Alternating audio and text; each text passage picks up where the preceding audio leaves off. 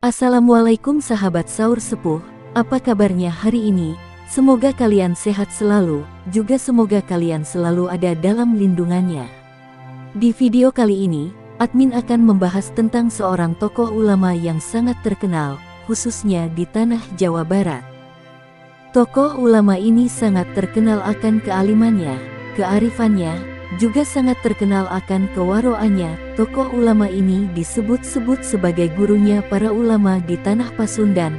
Bahkan, menurut dari berbagai sumber, tokoh ulama ini termasuk waliullah, yang sampai saat ini makamnya tak pernah sepi dari para penziarah dari berbagai daerah.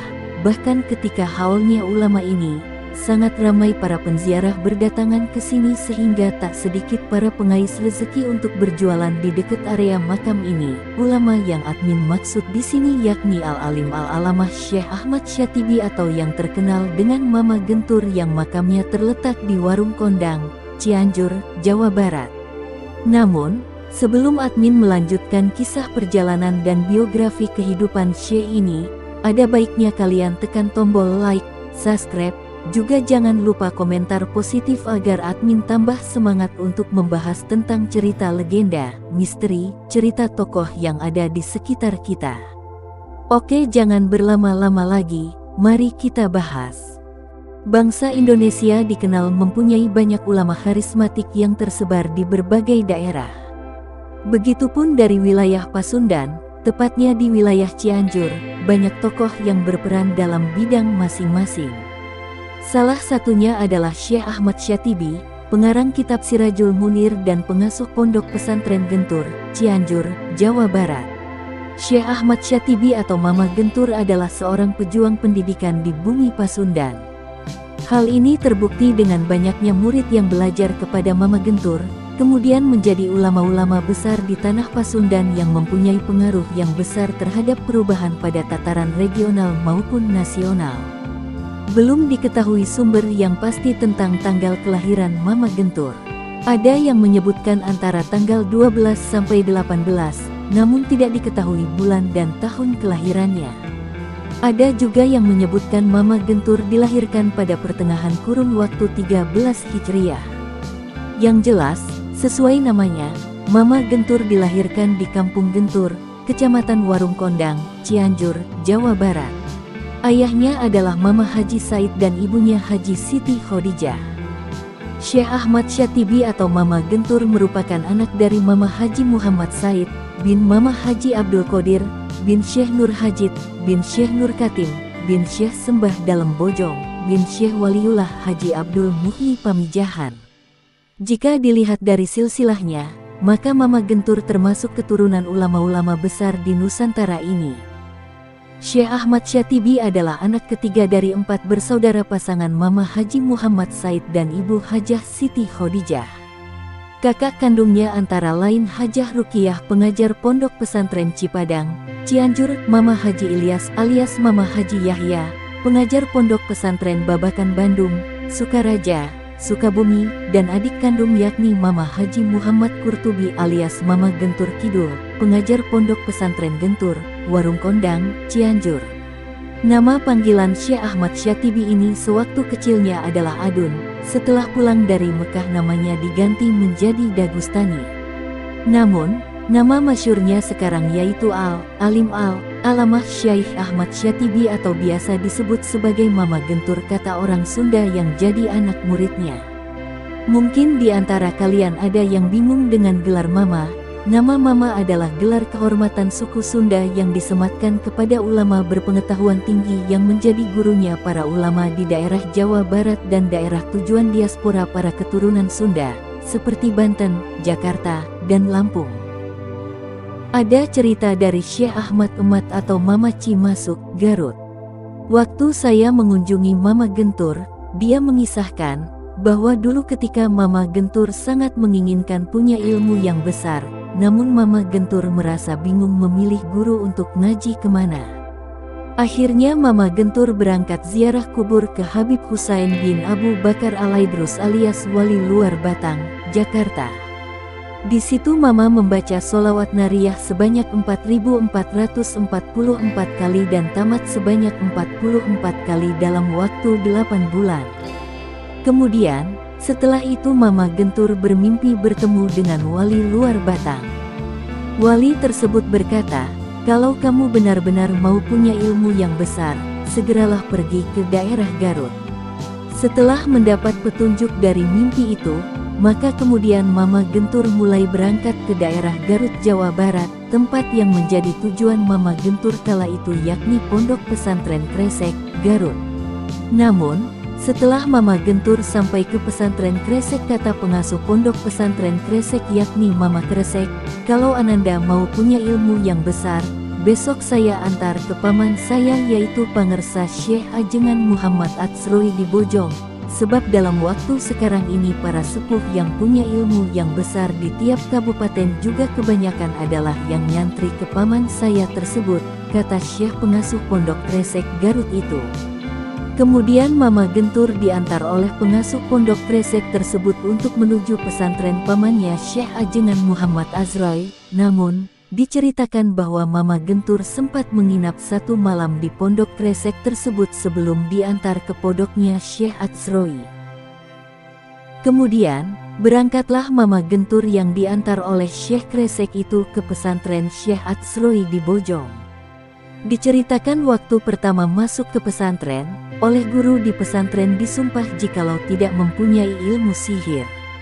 Kemudian Mama Gentur melaksanakan sumpahnya tanda ia tidak memiliki ilmu sihir. Kemudian barulah ia diterima sebagai murid di pesantren.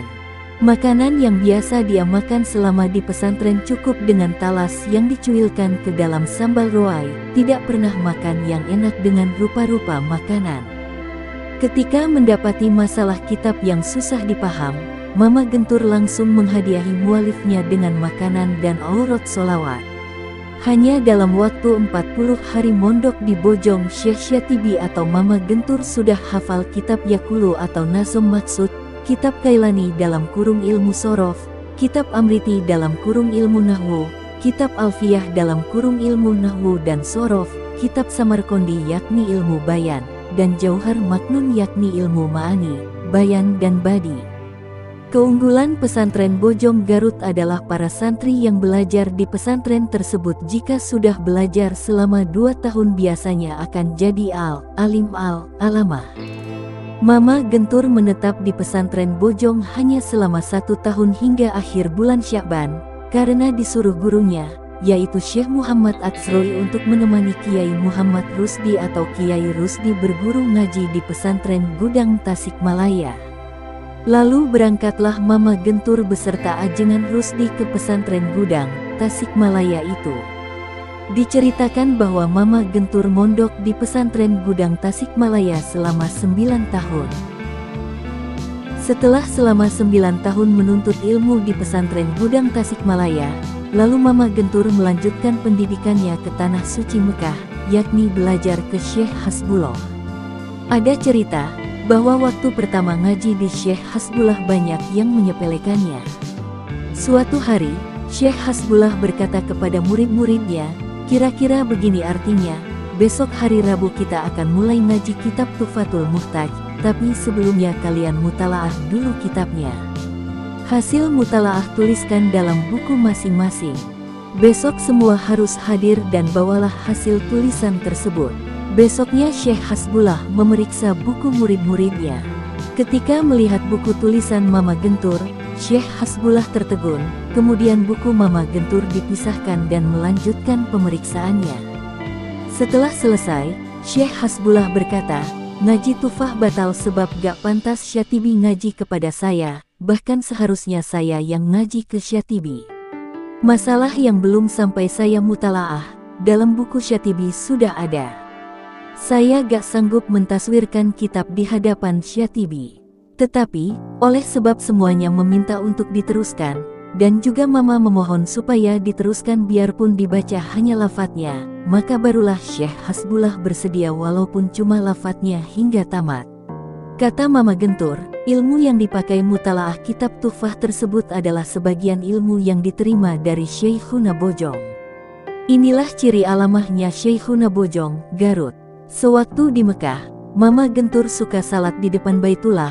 Para askar sudah pada tahu dan memberi isyarat kepada jamaah yang lain supaya ada tata hormat kepada dia sembari berkata, "Haza ulamaul Jawa."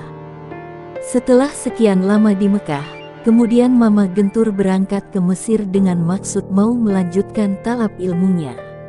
Namun, ulama Mesir pada waktu itu berkata, sudah tidak ada guru buat Ahmad Syatibi. Hanya ada satu ulama ahli qiraat Quran yang berasal dari Indonesia juga yang bermukim di Mekah, yaitu dari Pulau Bawean. Selanjutnya mereka saling menggurui. Mama Gentur mengajar ilmu mantik, ulama Bawean mengajar ilmu qiraat. Sesudah Mama Gentur mukim di Mekah selama 3 tahun, kata satu riwayat kemudian ada utusan dari Syekh Muhammad Soheh, Buni Kasih, Cianjur. Amanatnya, katakan kepada Syatibi, segeralah pulang kemudian mukim di Cianjur, sebab di daerah Tatar Pasundan sudah tidak ada lagi yang kuat untuk jadi pemimpin dan tauladan dari pengamalan ilmu yang sebenarnya. Sebelum mukim, Mama Gentur atau Syekh Syatibi membaca sholawat nariyah terlebih dahulu sebanyak 4.444 kali dengan maksud supaya mukimnya ditambah-tambah ilmu dan tambah-tambah manfaatnya. Cara Mama Gentur dalam menyebarkan ilmunya yaitu dia tidak pernah mengajarkan suatu ilmu kepada murid-muridnya kecuali telah ia amalkan terlebih dahulu. Seperti dia mengijazahkan sholawat untuk umum sesudah diamalkan terlebih dahulu selama 40 tahun. Mama Gentur pernah diminta mengaji kitab Tuhfah Muhtaj. Sebelum belajar mengaji dia puasa dulu selama 40 hari. Jika makan, dia cukup di mangkok dengan garam. Dia tidak pernah makan enak sebagaimana keadaan dia pada waktu nyantri di pesantren. Suatu ketika, dia khusus diundang makan-makan oleh Om Muharam. Ia adalah seorang saudagar kaya raya di Cianjur. Segala makanan dan minuman disediakan. Namun, yang dimakan dia cuma sedikit nasi yang dicuilkan ke garam saja. Begitulah menu dia makan selamanya. Cuma pernah sesekali makan agak beda, termasuk mewah menurut dia yaitu waktu makan dengan pepes burayak ikan kecil hasil ternak dia, sebab kasab dia yaitu ternak telur ikan hingga jadi burayak. Malah, suatu ketika Mama Gentur berternak telur ikan di kolam. Ketika sudah jadi burayak, tidak biasanya waktu itu bibit telur jadi dan mulus semuanya. Dari situ Mama memanggil pekerjanya yang bernama Ki Yusuf. Kata dia, "Suf, coba kesini bawa cangkul." Ki Yusuf menjawab, "Ada apa, Kang?" Kata Mama Gentur, "Kamu lobangi pinggir kolam ini, kemudian buanglah sebagian airnya." Ki Yusuf heran, "Kalau begitu bukankah burayaknya pasti pada kabur, Kang?" Kata Mama Gentur, "Ia sengaja biar pada kabur ikan-ikannya, takutnya ini istidraj karena sadar diri belum bisa ibadah." Setelah terbuang sebagian air dan ikan-ikannya, barulah Ki Yusuf disuruh menutup kembali lubang air tadi.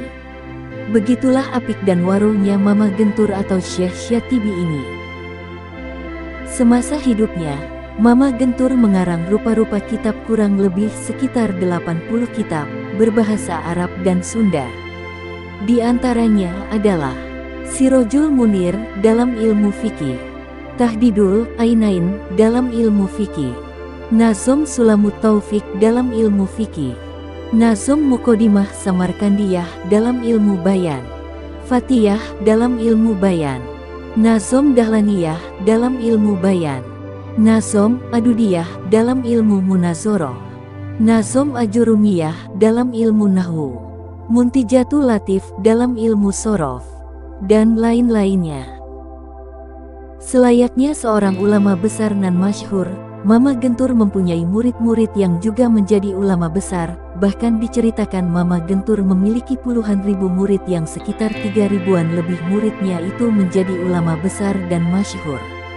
Di antara muridnya Mama Gentur yang sangat terkenal yakni Mama Ahmad Emat atau Mama Ranca Bali Majalaya, Mama Burhan dalam kurung Mama Cijawura, Mama Abdullah Sanusi atau Mama Sukamantri Cisaat, Kabupaten Sukabumi.